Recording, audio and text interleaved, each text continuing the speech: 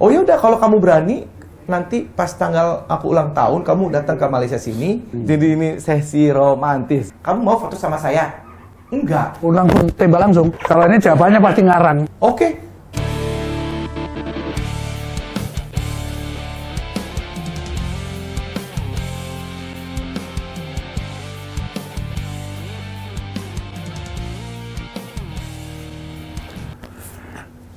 Sahabat Bang Yos, dimanapun Anda berada, jumpa lagi kita di acara Benang Merah bersama Bang Yos. Seperti biasa, khususnya para milenial, episode kali ini saya datangkan juga seorang milenial, pemuda ganteng, ya, ganteng lah pasti, dia pemain sinetron, dia juga model, dia main film, ya, dia nyanyi, nggak tau lah yang lain nggak kebagian aja gitu lah, ya. Dan dia juga punya usaha, bermacam-macam usaha. Saya selalu ingin menggali kesuksesan seseorang, terutama kalau milenial, supaya para milenial yang lain juga termotivasi dengan keberhasilan dia. Siapa dia gerangannya? Indra Bekti. Assalamualaikum Bang Yos. Waalaikumsalam. Apa kabar? Terima kasih Indra ya. Sama-sama Bang Yos, ini satu kehormatan bisa pada saat ditelepon saat ini, kesibukan saya langsung batalkan semua demi ketemu Bang Yos. Bukan terbalik nih, aku yang dapat kehormatan lo. Aduh, aku dong Bang Yos. Ini aku. Kalau ada survei mana lebih terkenal, pasti lo lebih terkenal dari enggak gue, dong. ya. Aduh, Bang Yos duluan kan, Bang Yos gubernur duluan. Waktu itu aku masih Abang None. Oh, Aku nemenin Abang Bang dulu? Yos. Iya, aku Abang None dulu. Pas itu pergantian dari Pak Suryadi ya. Ke tahun 97 aku. Ya pas aku dilantik 97 Oktober kan. Tapi kamu sudah Selesai tugasnya, Selesai, ya, ya. betul. Tapi pada saat itu masih suka dipanggil-panggil, suka diundang-undang juga. Iyalah, aku itu 10 tahun kan dikawal-kawal sama Abang None Jakarta, keren kan? Keren. Sampai satu saat datang yang baru lagi, tak tanya, loh kamu ini siapa gitu?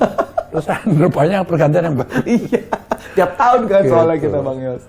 Oke Indra ya, jadi saya sangat appreciate lah ya dengan perjalanan hidupmu ya. Kita kan pengen tahu lah dulu waktu zaman kecil Indra itu kayak apa sih? Apakah dari keluarga yang memang sudah kecukupan atau bagaimana gitu? Iya. Nanti lo ceritain deh. Oke, baik. Saya dari keluarga yang sangat sederhana, di bilangan sekitar Kadu Dalam di Jakarta Selatan memang. Tapi kita tinggal di rumah yang cukup ya kecil, mungil, tapi memang isinya orang tuaku kebetulan memang tinggal di rumah orang tua gitu istilahnya gitu. Jadi rumah orang tua indah gitu ya. Kerjanya apa?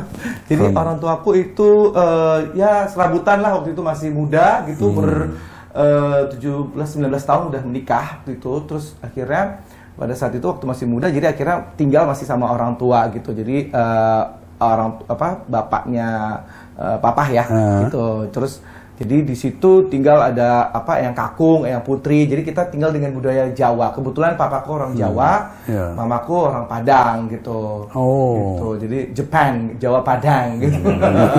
Mamamu juga ibu rumah tangga aja. Ibu gitu? rumah tangga aja, sambil ya jahit juga, terus ya untuk wira swasta kita. Dan kemudian akhirnya ya hidup sederhana sekali, dan papa hanya punya motor ya, sekali-sekali nggak kadang-kadang tiba-tiba suka nanti ganti motor apa gitu, pokoknya nggak pernah punya mobil waktu itu. Terus akhirnya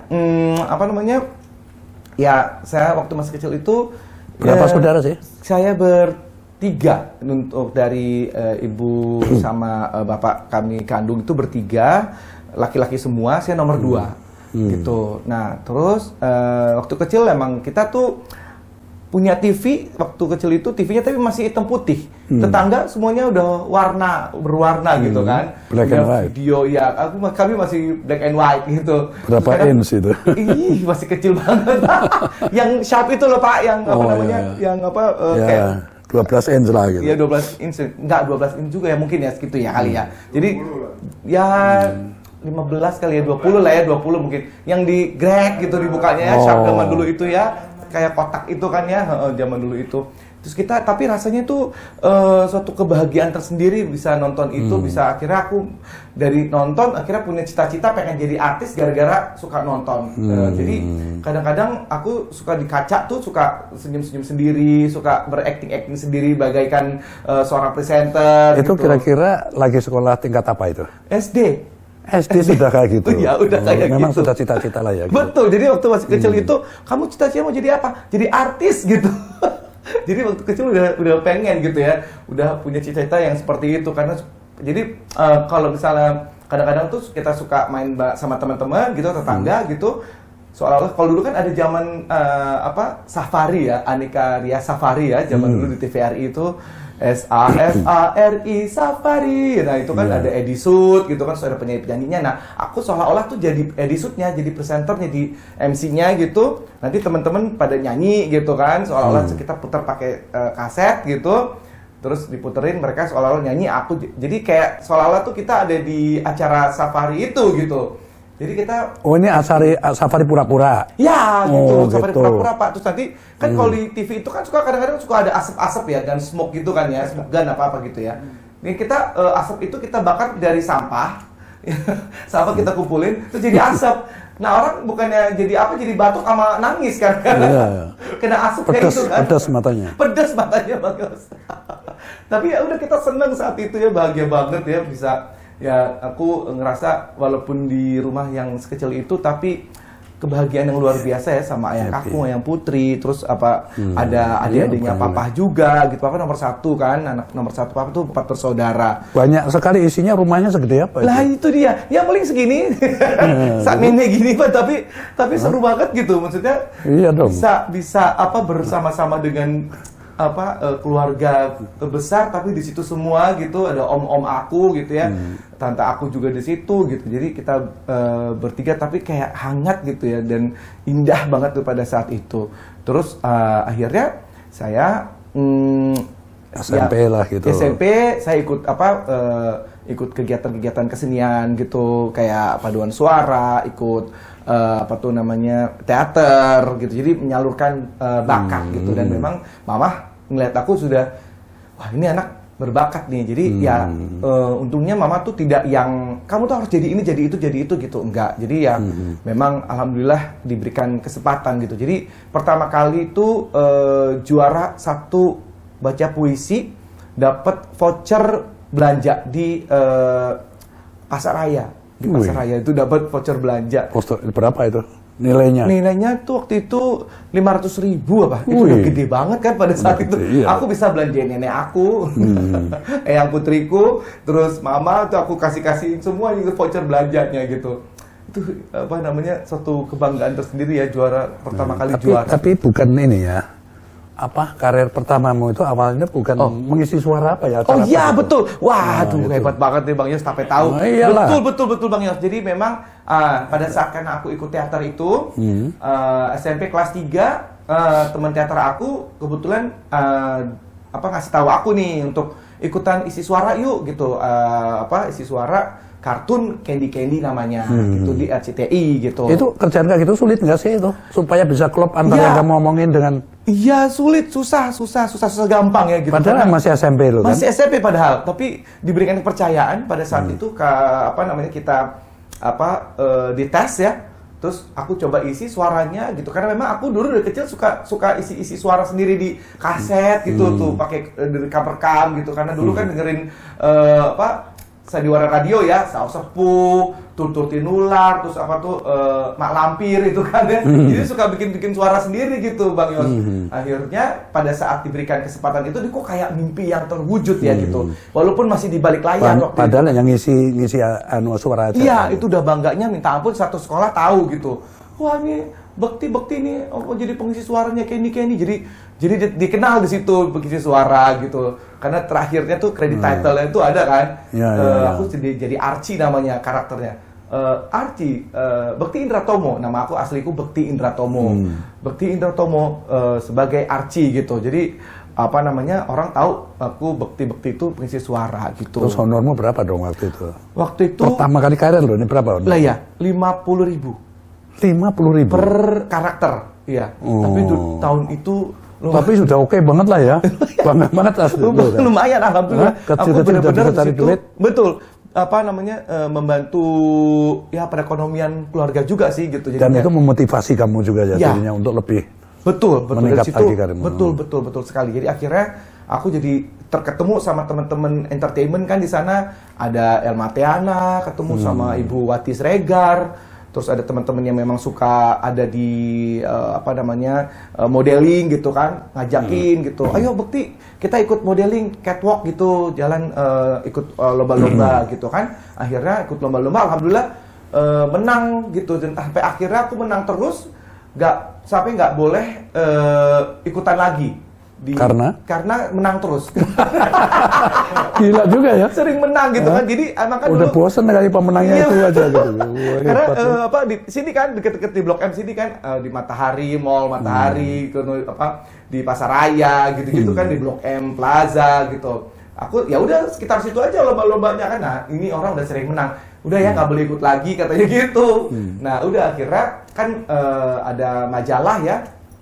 Dulu majalah Aneka gitu, aku majalah mode, aku juga sempat coba masukin untuk mengirim, terus sempat juga ikut dapat iklan gitu, ikut iklan, tapi dapatnya jadi figuran, supporting, yang cuma dibayar, kita syuting seharian dibayar cuma 100.000. Itu ngomong-ngomong saat kamu sudah SMA ya kali ya? Sudah SMA ya, SMA, betul, okay. betul. Nah, SMA itu aku cukup terpukul karena ini acara radio juga kan? Nah, belum. Pernah? Belum. Acara aku di radio, tapi itu belum sampai situ. Jadi pada waktu SMA itu aku kehilangan ibu aku. Jadi SMA kelas 1 meninggal dunia karena kecelakaan. Waktu kamu SMA? SMA kelas 1 gitu. Jadi ya pas benar-benar masuk ke kelas 1 SMA, aku malah kehilangan mamaku yang aku maksudnya pada saat itu sedang butuh-butuhnya lah ya kasih sayang. Terpukul lah kamu ya. Terpukul banget aku karena mama yang support aku lah untuk menjadi seperti sekarang ini gitu. Dan sampai terakhir dia bilang, mama bangga banget sama kamu, Dek. Aku penilaian Ade ya. Ya kamu jangan nakal-nakal, kamu jangan macem-macem. Intinya mama lihat kamu bisa seperti sekarang ini. Mama tuh pengen aku masuk ke SMIP, Sekolah Menengah Industri Pariwisata, dan alhamdulillah aku lolos karena waktu itu cukup sulit untuk masuk situ gitu kan, di Jaya Wisata di Menteng situ tempatnya. Alhamdulillah masuk, malah udah masuk, udah mau sekolah malah mama meninggal waktu itu. Gitu. Saat kamu SMA kelas berapa meninggal? Kelas 1 itu. Dan akhirnya tapi itu malah membuat aku jadi kayak termotivasi ya, untuk nggak ada mama, aku harus buktiin nih gitu bahwa aku bisa gitu kan. Ya udah akhirnya aku ikut casting segala macem sampai akhirnya aku dapet peran kecil-kecil walaupun kita berintis ya pada ini saat apa? itu. Sinetron atau film? Sinetron, iklan gitu. Aku casting harus naik angkot, naik apalagi tuh namanya ojek ya dulu waktu itu bener-bener hujan panas ya, kita demi usaha untuk bisa mencapai cita-cita kita, aku jalanin gitu ya, apapun itu gitu waktu itu. Sampai akhirnya ya aku dapat beasiswa untuk waktu kuliah di London School, aku dapat beasiswa. Jadi sekali lagi lulus SMA dapat beasiswa lo? Waktu SMA enggak. Bukan, lulus SMA. Lulus SMA iya. Aku terus masuk di London School of Public Relations itu. Jurusan apa itu? Public Relations, PR. Memang sudah kamu siapkan betul lah ya? Iya betul. Jadi ya Allah kasih jalan karena memang pada saat itu papa kan waktu itu kecelakaan berdua ya. Papa mama tuh kecelakaan. Kecelakaannya sama papamu? Berdua. Jadi mama tapi papa selamat lah. Operasi ya papa selamat. Papa sih menikah lagi gitu. Tapi kan karena sempat ada geger otak juga papa. Jadi akhirnya nggak bisa bekerja dengan maksimal gitu. Jadi akhirnya ya akulah yang akhirnya jadi tulang punggung dan berusaha untuk bantu orang tua lah gitu. Sampai akhirnya alhamdulillah dapat beasiswa itu ngurangin beban orang tua juga kan akhirnya. Terus tapi ya itu dari situ aku terus berusaha sampai akhirnya aku dapat pekerjaan lagi di Indosiar waktu itu sebagai Sempat dubber. pembawa acara kan? Pembawa acara juga kan? Membawa waktu itu belum masih dubber tahun 98. Baru tahun 99. Nah, ini masa apa ya, bangkitnya seorang Indra Bekti ya. Jadi pada saat itu aku diminta untuk casting acara anak-anak Trala Trilly sama Agnes Monica waktu itu kan. Nah, di samping itu juga aku ngirimin foto ke majalah Aneka juga gitu. Nah, jadi malamnya pada saat besokannya mau casting, aku sholat tahajud, Bang Yos. Minta sama Allah, ya Allah, semoga aku bisa menjadi artis, ya Allah, semoga aku bisa membantu perekonomian keluargaku, merubah nasib keluargaku, ya Allah gitu. Besokannya ketemu Agnes, casting hari itu juga diterima, Bang. Alhamdulillah. Alhamdulillah, luar biasa. Ini suatu pekerjaan yang impian aku gitu. Sampai aku juga di tahun itu di bulan Maret tahun 99 aku dapat juga jadi model di majalah Aneka itu. Aku berhasil masuk final gitu di pemilihan Top Guest Aneka waktu itu. Nah, akhirnya dari situ tahun 2000 aku siaran radio di MTV Radio pertama kali di situ sampai akhirnya tahun 2001 bikin album nyanyi bareng sama aku bersama teman-teman yang lain. Kita bertiga bikin boy band namanya FBI. Fajar Baru Indonesia namanya. Fajar Baru Indonesia. Kayak toko kaca ya, Bang. Tapi itu biasa. kasih nama Mas Guru Sekar Putra waktu itu. Iya, kasih nama. Jadi sebenarnya kita udah bikin nama duluan FBI, tapi Bang Mas Guru nggak mau nama-nama asing kan. Jadi alhamdulillah waktu itu kita sempat kirimin demo ke Musika Studio dan ternyata kita diterima dan akhirnya dapat pekerjaan untuk 100 tahun Bung Karno, satu album bersama dengan Chrisye. Nggak pernah kepikiran Bang Yos. Chrisye, Vina Paduwinata, Ebitri, dan nama-nama besar lainnya. Dan waktu itu kita show di depan, waktu itu presidennya Bu Mega ya. Kita show di depan Bu Mega, dan kita masuk ke koran gitu ya, koran terus kita kelihatan karena waktu itu ada kerbau ya dimasukin ke dalam stage gitu waktu itu. Nah, akhirnya di tahun 2003 aku masuk akhirnya di Ceriwis sama Indi Barens. Tahun berapa? Tahun 2003. Ya, dan aku masih gubernur lah itu. Ya. Nah, tadi ya? Ya. Penyiar radio. Ya. Ya, terus pembawa acara. Ya. Kamu main sinetron. Ya, betul. Terus apa lagi nyanyi gitu. Ya, betul. Itu kamu jalanin paralel bareng gitu atau? Iya, betul. Ngatur waktunya kamu? Wah, itu memang alhamdulillah pada saat itu memang lagi banyak ibaratnya pagi sampai malam lah gitu ya. Betul Bang Yos. Jadi misalnya pagi aku presenter terus nanti siang ke malam itu nanti sinetron, nanti ada juga tawaran main film, terus iklan juga gitu pada saat. Tapi kamu sudah punya mobil dong barangkali ya waktu itu ya. Akhirnya punya mobil. Wah, keren dong. Tahun 2003 akhirnya. Di tahun 2003 pada saat itu masuk kayak apa tuh Ceriwis. rasanya dulu? Sepeda motor aja ngantri pakainya.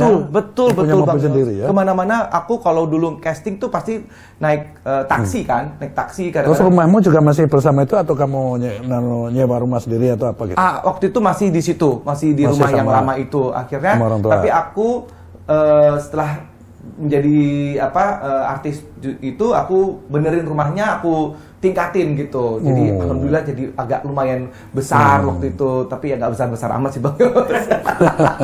Masih sederhana tapi ya layak lah gitu Bang Yos. Jadi parkir mobilmu di mana itu? Di depannya sih Bang. Oke. Gitu. Jadi ya alhamdulillah sih pada saat itu akhirnya punya mobil walaupun kredit ya Bang Yos gitu. Jadi sekolah di tadi juga sudah selesai? Yang London School itu aku cuma 1 tahun. Karena 1 tahun aja. Karena memang cuma 1 tahun. Jadi setelah lulus kuliah, aku langsung bekerja sebagai dubber di Indosiar tahun 97 sampai 98. Aku sempat jadi guest relation officer di tahun 98 itu juga. Jadi paginya aku jadi dubber, malamnya aku kerja di New York Cafe di sebagai apa? Guest relation officer, nunggu orang di depan buka pintu, selamat datang, silakan masuk gitu. kebetulan tuh punya sahabat aku, jadi aku alhamdulillah dipekerjakan. Itu namanya Nadia Laras. Kalau mungkin Bapak kenal anaknya Pak Subroto Laras. Oh iya. Sahabat aku ya. Nah, mobil pertama aku ya Suzuki. Mobil pertama aku alhamdulillah dapat kemudahan. Jadi Erio mobil pertama aku minta tolong sama ya kalau boleh dibilang itu mereka juga termasuk yang sangat punya andil juga untuk karir aku juga. Mereka sangat membantu keluarganya Pak Subronto Laras, Mama Emiani. Aku sahabatan sama anaknya, malah dianggap jadi kayak anaknya gitu. Anaknya namanya Nadia Laras namanya. Jadi aku bersahabat sama dia dan sempat tinggal di rumahnya Pak Subronto tuh 7 tahun. Nah, jadi aku kenal dengan teman-teman artis segala macam. Terus kenalnya dengan Aldila, ketemunya gimana cerita? Kisah cintamu gimana juga? Aduh. Siap. Kalau romantis ya? Iya. Jadi ini sesi romantis ya. Jadi ketemu sama Dila itu setelah aku diputusin pacar aku tahun 2000 itu lewat email. Terakhir pacaran sampai akhirnya di tahun 2007 aku lagi jalan-jalan ke Malaysia, ke Thailand sama Irfan Hakim. Jadi tahun 2007. Ada misi apa itu? Itu syuting kita meliput waktu itu sama sebuah provider gitu. Kita dapat jalan-jalan bareng sama pelanggan gitu.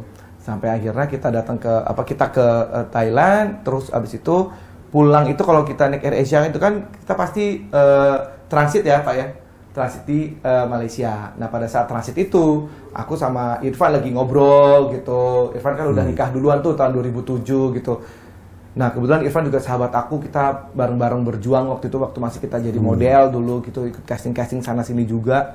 Dan sampai akhirnya dia menikah duluan gitu kan. Wah Van lu udah duluan gini-gini, mau dong kayak lo gitu ya. Tiba-tiba di airport itu ada dua wanita nih datang gitu, yang satu pakai hijab, yang satu nggak pakai gitu.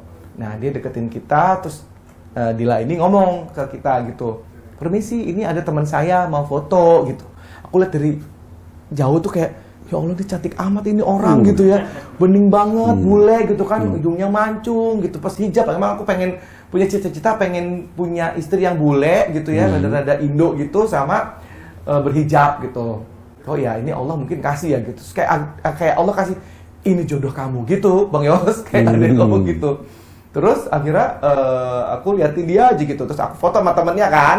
Tanya ke Dila, kamu mau foto sama saya? Enggak, dia nggak mau foto. Waduh, padahal kamu sudah GR banget ya? Udah GR banget, tiba dia foto sama aku kan. Jadi dari awal itu dia sempat akhirnya cerita ya bahwa waktu itu dia awal itu nggak mau banget untuk dimintain tolong gitu ya, ngomong dong sama si Kak Bekti itu gitu. Dia paling nggak mau karena dia anti artis-artis kayak gitu. Sebenarnya dia di Kuala Lumpur ngapain Pak situ, dia apa dia? Dia juga sama kantornya lagi traveling juga gitu di Malaysia. Nah pada saat itu dia juga mau pulang ke gitu, Jakarta. Satu pesawat?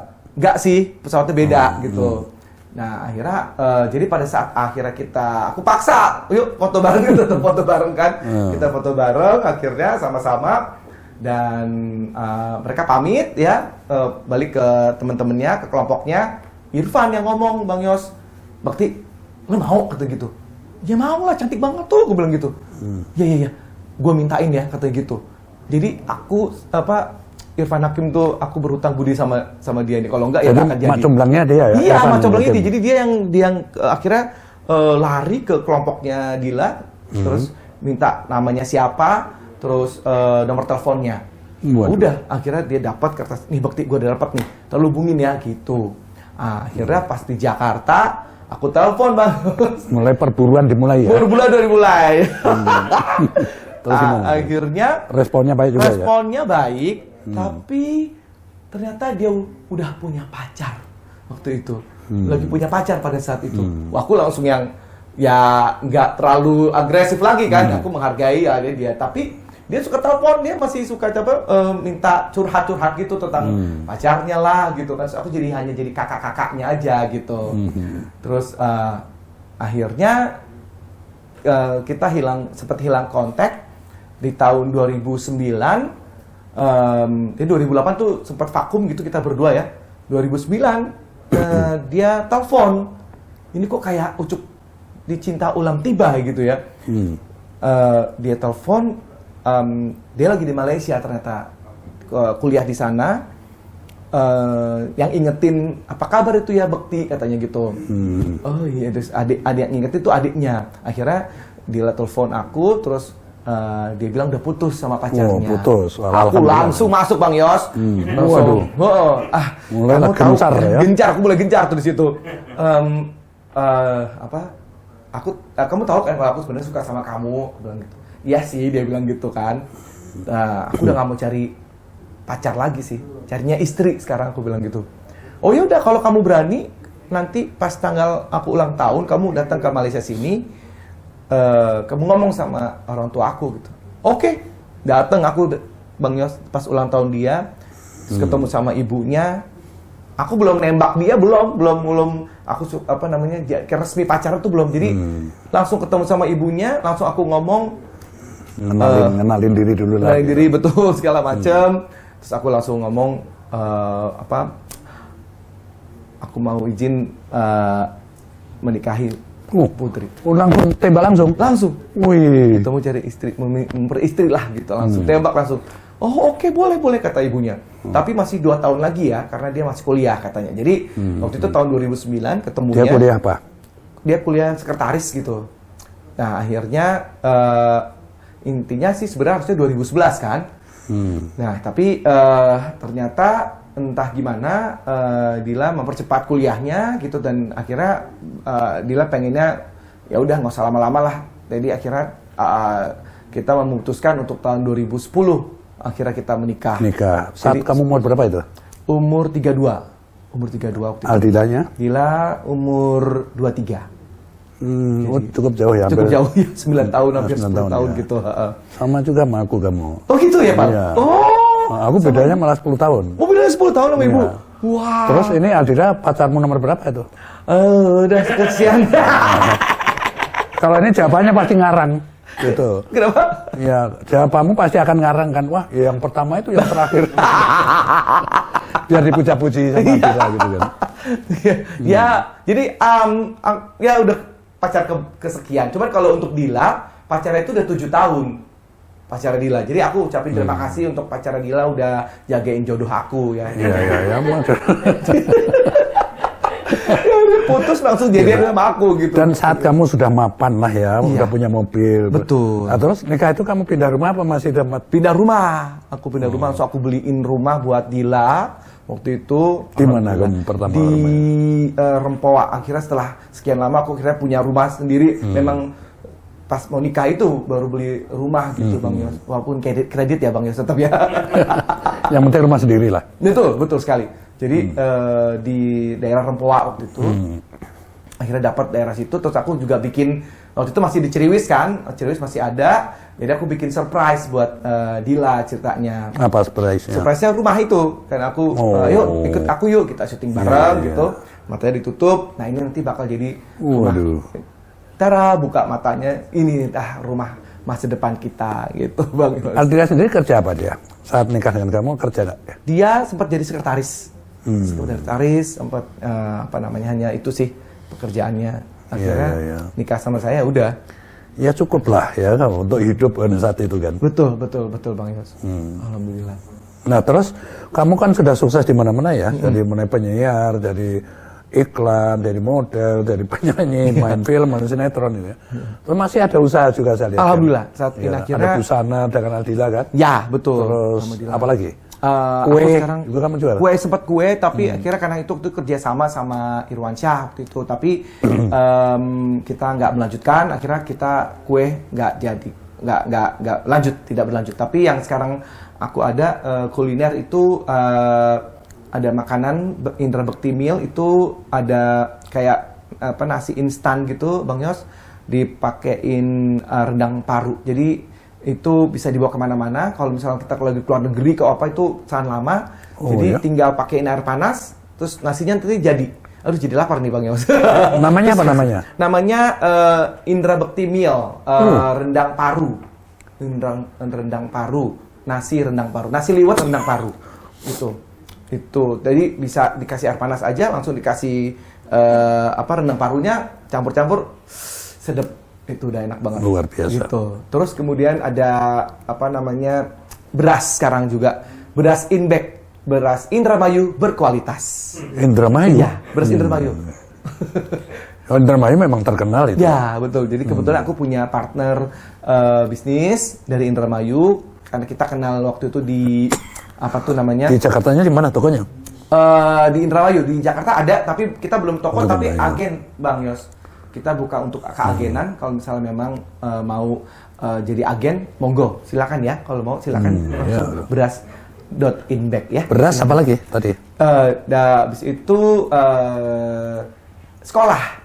Aku bikin sekolah. Sekolah apa? Sekolah performing art. Jadi untuk talent-talent gitu, ada nyanyi, public speaking ya, presenter, penyiar gitu. Terus kemudian juga ada dancing ya, ngedance dan acting gitu. Kita buka sekolah di daerah Ciledug tempatnya. Itu impian aku banget itu juga tuh Bang Yos. Dan sekarang jalan. Alhamdulillah. Siswanya juga banyak gitu. Saat ini sih sedang karena baru banget, baru banget itu awal bulan Maret ini. Pas awal bulan Maret ini jadi kita masih merintis lah Bang Yos. Alhamdulillah kalau ada beberapa anak murid juga ada. Dan alhamdulillah aku juga punya manajemen artis kan. Dulu sempat aku bikin Kobo Junior, sempat aku punya memanage Tropika. Dulu kan kamu ada manajemen artis juga kan? Iya, betul. Oh, betul. itu masih jalan? Masih jalan sampai sekarang. Jadi maksudnya kalau kita mau undang artis itu lewat kamu lah gitu? Bisa banget. Ngatur gitu? Bisa, kalau seperti itu bisa. Sama, ya aku memang memanage beberapa artis yang saat ini, aku ada Olin Mendeng, ada Ricky Cuaca, dan beberapa artis-artis baru, ada kita lagi develop, ada trio anak-anak gitu, cewek-cewek suaranya bagus-bagus, namanya Kazira.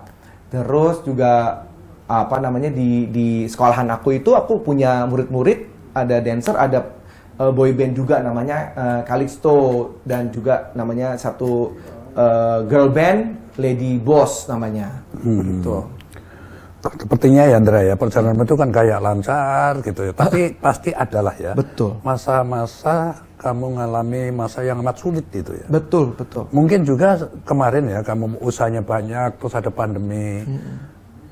Pernah nggak kamu alami seperti itu? Iya, betul sekali. Jadi ini ada beberapa kejadian-kejadian yang memang pada saat itu kita hidup nggak semulus-mulus amat gitu ya. Untuk dari segi karir sendiri, waktu itu saya sedang istilahnya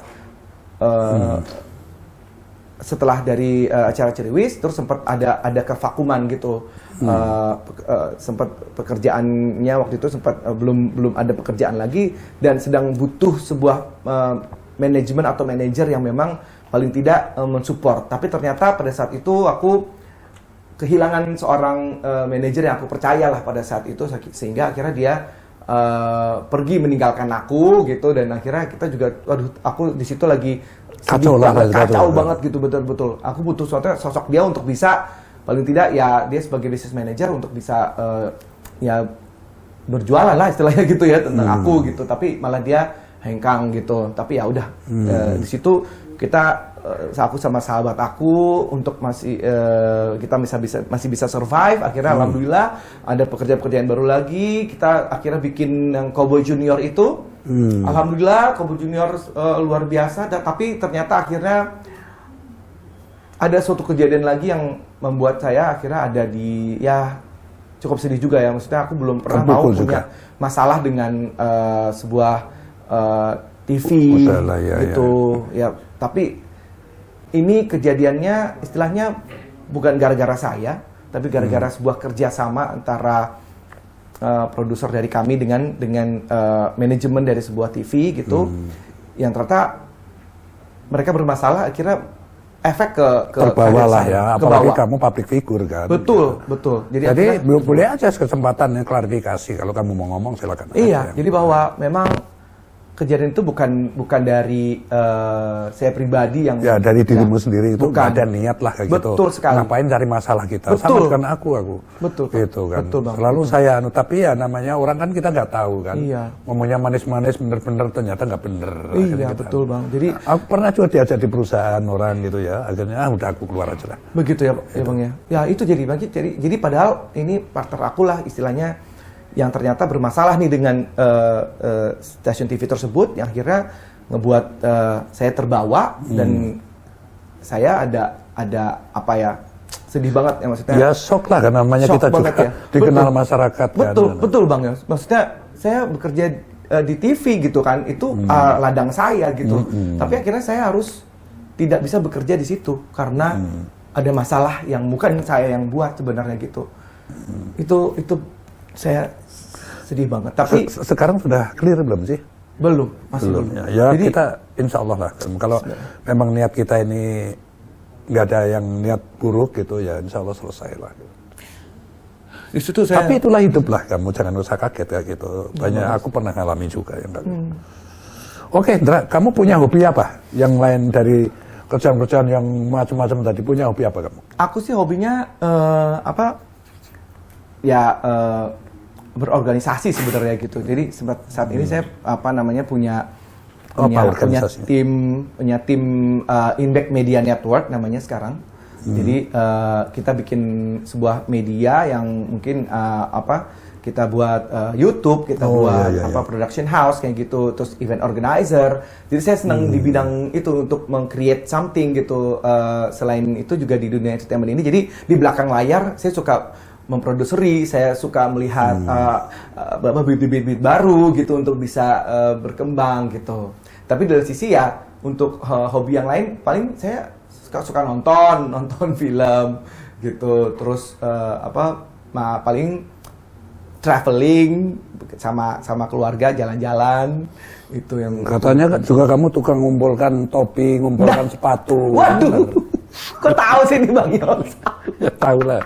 Gitu kan. Bener Bang, jadi ini topi semuanya ada sekitar. Karena kamu datang pakai topi jadi aku kok anu kan, pasti hobi topi ini. Jadi bener saya pecinta topi-topi dan ya itu sempat waktu itu sampai ratusan, tapi sekarang karena sudah menikah dengan seorang Dila yang dimana nggak pengen ya terlalu jadi kayaknya tuh kayak jadi hoarders ya, jadi pengumpul barang-barang yang udah lama-lama gitu, jadi malah jadi rongsokan gitu. Jadi aku sortir, aku kasih orang, aku bikin garage sale gitu Bang Yos untuk diamalkan lagi gitu. Jadi ya sekarang sudah mulai menipis persediaan dari topi, dari sepatu, baju gitu. Dulu kan aku hobi shopping, betul Bang Yos. Jadi kalau kita keluar negeri tuh bawanya seabrek-abrek gitu kalau belanja. Jadi sahabat utamanya para milenial ya, asiknya dengarkan ceritanya Indra tadi kan. Perjuangan hidupnya sampai kisah cintanya yang sangat romantis tadi. Dan pura-pura dia jadi cowok yang setia gitu kan. Bang Yos ini saja. Gitu kan. Wah, jadi ngomong-ngomong ya, dari banyak usahamu tadi ya. Kira-kira ada berapa orang yang kamu pekerjakan itu?